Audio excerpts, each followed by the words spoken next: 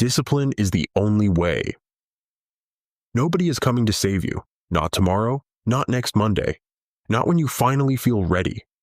There is no perfect moment waiting for you around the corner.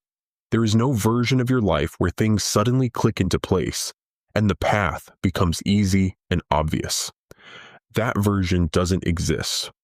What exists is this moment, right now, and the choice you make inside it.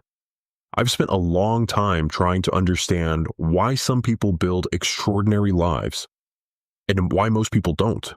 And I kept expecting the answer to be complicated, some rare talent, some lucky break. But the answer is brutally simple.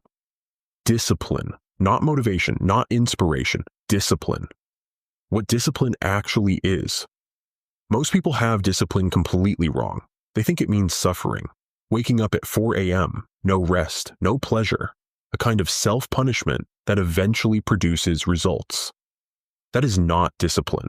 Real discipline is the decision you make in advance about who you're going to be, and then honoring that decision even when every part of you wants to break it. It's not about being superhuman. It's about being consistent. Aristotle said it best. We are what we repeatedly do. Excellence is not an act. It is a habit. You are not your intentions. You are your habits. The small, repeated choices you make every single day when nobody is watching. And discipline is the practice of making those choices intentional. Most people live on default. They react, they drift, they let mood decide what they do and comfort decide what they avoid. Discipline is the refusal to live that way.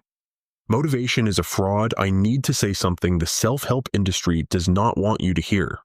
Motivation is unreliable. It's a feeling, a temporary surge of energy that appears when something inspires you and disappears just as fast. You feel it after an inspiring video, a great book, or a powerful conversation.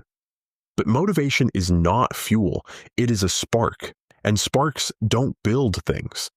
Sustained fire does.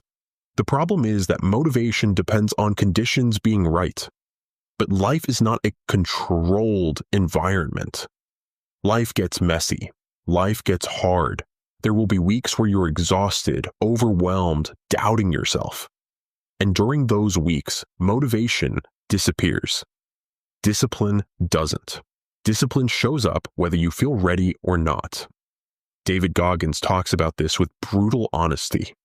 On many of his hardest days, he felt no motivation whatsoever. He just had one rule.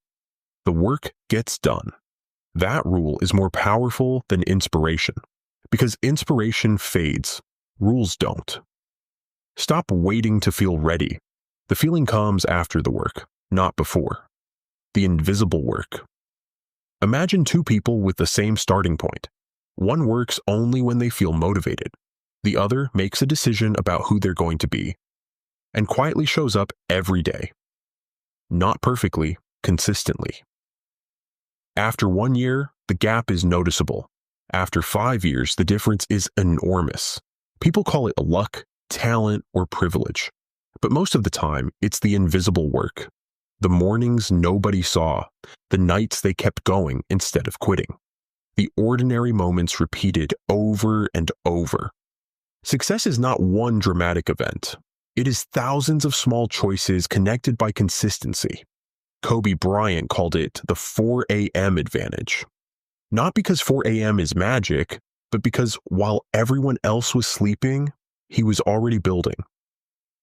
That quiet consistency is the foundation of every extraordinary result you admire. The compound effect, every action compounds. Every book you read makes the next book easier to understand. Every hour of focused work strengthens your ability to focus. Every promise you keep to yourself makes it easier to keep the next one. Discipline compounds, but so does avoidance. Every time you choose comfort over growth, you reinforce that pattern. The difference between an average life and an extraordinary one is rarely one massive decision. It is 1,000 small decisions made in the same direction. Those moments always count. Who you become.